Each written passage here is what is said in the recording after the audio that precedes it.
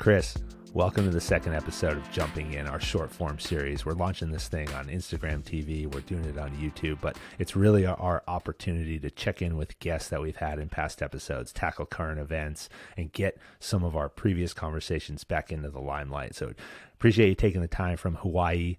It's nice and warm there. I can hear the lawn mowers a bit in the background, but I'll tell you that I'm here in the snow in Connecticut. Hey, Fran, thanks so much for having me back. Good to be here, brother. Well, the last time we spoke was back on episode 18, and I think I did the math this morning when I was getting ready for this, and it's been 24 episodes since you were last on. And I will say that our conversation that we had was actually, and I don't think I've told you this before, but it was really a defining moment on this podcast because it put us on the map in a couple of different ways. It tackled some issues that are very, very relevant to our audience, and not only veterans, but first responders and high performers of every caliber in any industry, because we talked about operator syndromes, a theory that you are heavily involved in the research and a leader in the medical industry. And that's what happens when we push our bodies and our minds and our emotional states too far for too long. And eventually we start shutting down and we suffer from depression, anxiety, and a whole host of things. And that episode expanded our reach. It expanded our conversations, and it brought so many of our viewers to us and created so much engagement. So I thank you for that and for helping us to get that message out. Nice. Thank you, Fran. I was at a meeting the other day with a group of people up in Canada, tier one operators, and one of them referenced the Jedburgh podcast. There we go. We're international. Yeah, they'd listened to it before I got in the room with them. Pretty cool. Well, it's been a crazy week for you, and that's why I wanted to have this conversation today and tackle another issue that you're kind of at front and center on. But you and I were texting earlier in the week, and you told me that you have been suspended by your employer, the University of Hawaii, because they implemented a vaccine mandate policy that was effective January 3rd. And you said to me, I'm vaccinated, but I oppose this mandate because I believe it's medically unethical and coercive. So what happened? What is going on? Right. So last October, the president of the University of Hawaii system announced a vaccine mandate that would be effective January 3rd. There are medical and religious exemptions available in theory. I did not apply for them. The truth is I am vaccinated. I was vaccinated last April, completed my second shot last April. So I'm not vaccinated. I'm not against vaccines, but I'm certainly against the mandates. And I feel pretty strongly about the mandates being not only wrong, but potentially damaging and harmful to many people, including maybe our entire society. How come? Tell me why. Well, okay. So first, let's stipulate there are a lot of different legitimate opinions and perspectives and approaches regarding COVID safety, including vaccines, including mask wearing, including social distancing. So I don't think we're here to necessarily get into a debate about all of that. But let's clarify. We would need hours and days to be able to do that. We would, and we'd need people who are probably smarter than I am, who really both of us. Well, but let's start with what a mandate says. In effect, a mandate says you must comply with having this medicine injected into your body, or you will lose your livelihood. That is literally what a mandate means. You must comply with having this medicine injected into your body, or you will lose your livelihood. What does it mean in the academic institution? And I want to just take a second because I think that's really important, because one of the kind of thoughts that you have invoked over the last couple of days is that there's a lack of diversity of thought in an action like this. And diversity of thought is something we talk about all the time on the podcast. We talk about it in building organizations, but educational institutions are really built to teach people how to think, to teach people how to have differing opinions and come to the table and generate thought. Yet here we are in a situation where in your case, an academic institution, educational institution, you believe has gone against that premise. Apparently, I am the only one of about 275 faculty at the branch campus of the University of Hawaii, Hilo, where I work, I'm the only one, apparently, that did not comply with the vaccine mandate. And I have not heard any discussion. I've not heard of any dissent. I've not heard any expression of concern about this. And that's kind of remarkable when you have a 99.63% compliance in a group of people who are sort of known. I mean, college faculty are kind of known for disagreements and different perspectives and different ideas about things. And certainly universities, higher education, right now is going through a period where diversity is being trumpeted loudly. But it seems like that diversity does not extend to ideas. And as you were going through what you just said a moment ago, I think, it's diversity and different opinions it's not just for the sake of having different opinions.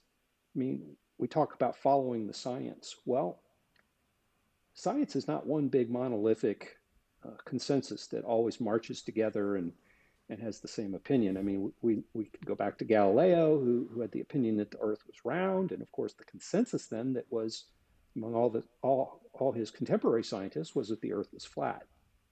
That's kind of a silly example, but I think what we really need to remind ourselves of is that science, by definition, requires us to have discussion, disagreement, transparency. Scientists have to show their methods, they have to show their numbers, they have to show their results, and they have to allow for other people to ask questions, to replicate studies. I mean, that science is a very iterative process.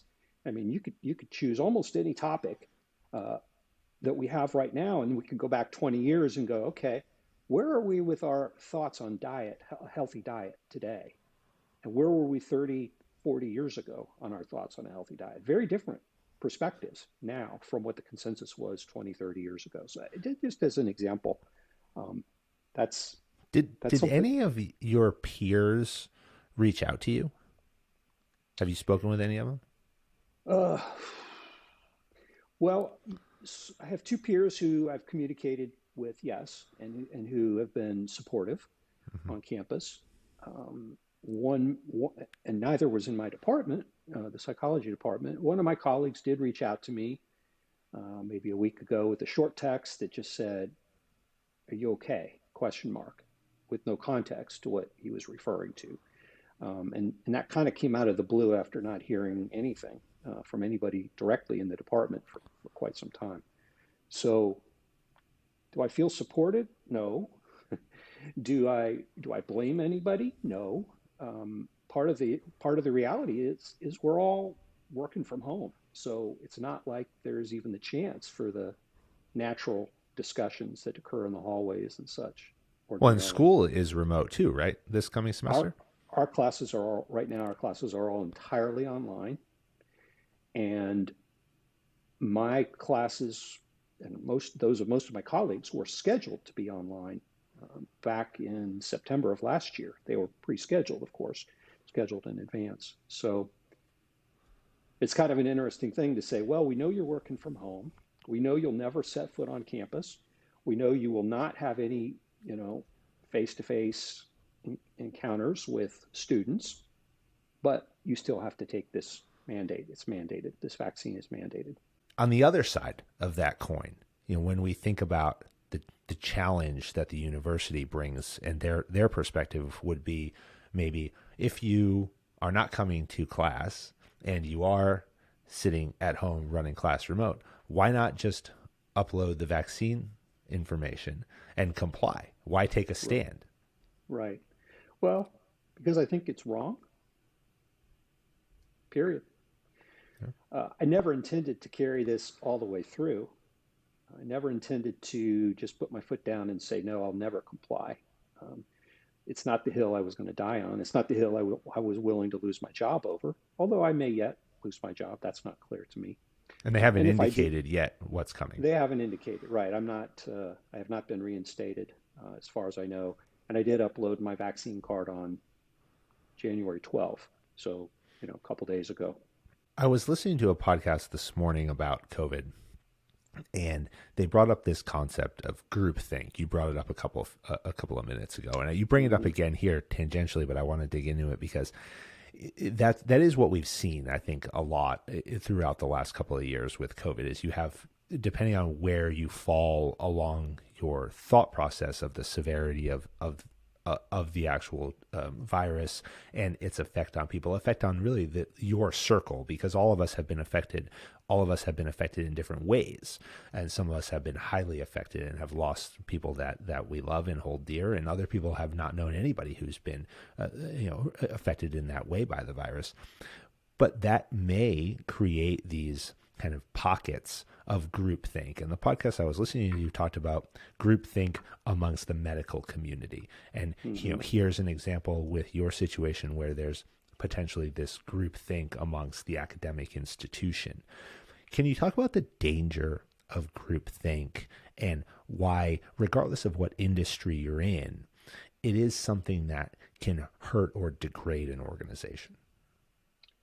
Well, groupthink is a very well-known, very widely accepted phenomena or concept in psychology and social sciences. The idea is that a group of people all get together and talk about an issue, and pretty soon they're all thinking the same way. They're all in agreement. And it becomes, and part of it is, I think it becomes a part about, let's keep the harmony here. Let's fit in. We know from some of the old social science studies that people are reluctant to stand out or to stand apart from the group.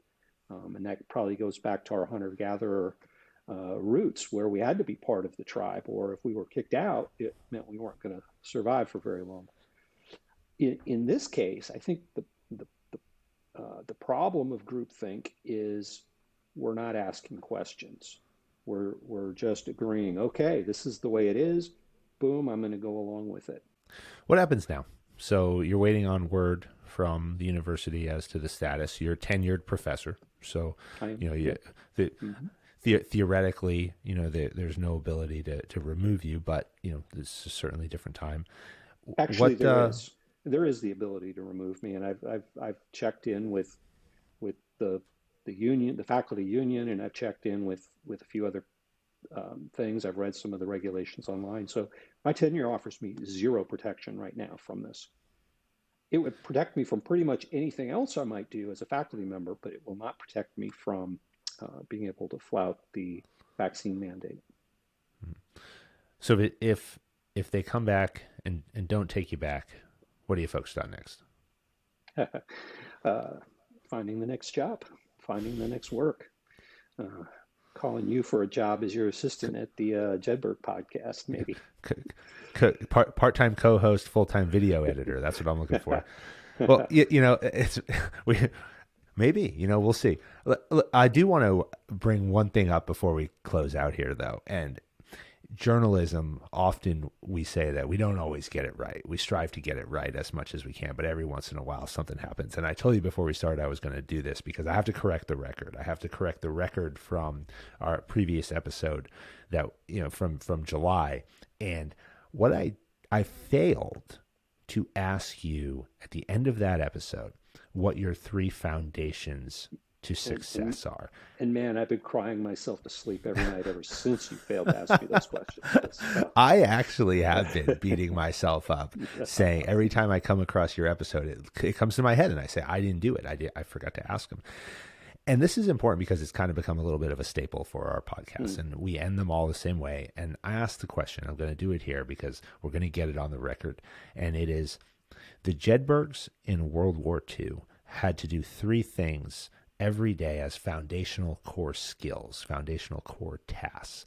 They had to be able to shoot, they had to be able to move, they had to be able to communicate. If they did these 3 things with precision every day, then their focus could be on other challenges that came their way. So what do you do every day, the 3 things that make you successful in your world? Number 1 is I try to get up every day and have a plan for the day that I create it the night before I go to bed, and I review it in the morning, first thing when I get up. And that plan is like a little bit of a schedule, the things I want to get done. Much of it is about work, some of it's personal. So that's one thing. I would say the second thing is to try to keep in mind that perseverance really is one of the big secrets to success in life. Staying the course, keeping the work ethic focused and not quitting or giving up just because of small setbacks. Now, that said, obviously, sometimes you have to adjust your plans, but I think perseverance is one of the keys to success. And then the third thing is I've leaned very heavily on my colleagues, and I have excellent friends and excellent colleagues, people I trust. I can't tell you how many people have called me in the last 2 days and offered to fly out to Hawaii to have a little chat with administrators at the university on my behalf. Most of these friends are door kickers and other assorted. Not the ones looking for a friendly chat. It would be friendly. One of my friends said, "I'll put on my coat and tie and I will have that conversation. I'll be very polite, but there will be some things that will be made known." Colleagues, good friends, good colleagues who have your back, and that means having their back as well. So, I try to be mindful of how fortunate I am in the friends and the family and the tribe that I'm a part of. Start the day with a plan. Maintain perseverance and focus, and develop a very strong tribe around you. I love all three of those. I had to wait 7 months to get them, but I love them. Well, all right, Chris, brother, thank you for joining me. Thanks for bringing this to our attention. Thanks for sharing it here. I look forward to getting the word out. You have been a friend and a mentor and advisor to me. You're a friend of the podcast. We appreciate everything you're doing. Thanks for joining us. Thank you, Fran. Really humbled by your words.